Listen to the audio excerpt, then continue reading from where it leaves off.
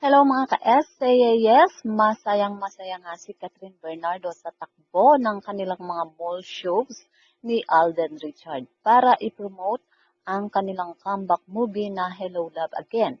Sa pagpunta nila ng Iloilo, grabe, nag-triple na ang saya niya. Nang i-post na ito sa kanyang IG account at ang kanyang caption, Iloilo was so much fun. Feel na feel nga ni Catherine ang napakainit na pag-welcome sa kanila ng mga napakaraming tao sa Iloilo.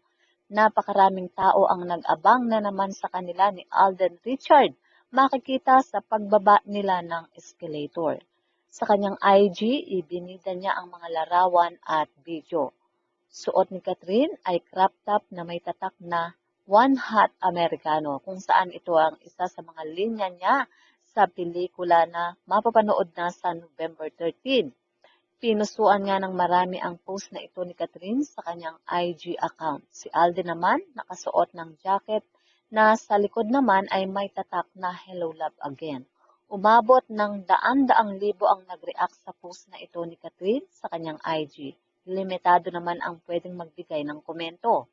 Makikita din ang haba ng pila sa pagbili ng ticket kung saan si Catherine at Alden ay nag-a-assist. Ito naman ang pagkakataon ng mga fans na makapagpa-picture at magpa-sign sa dalawa.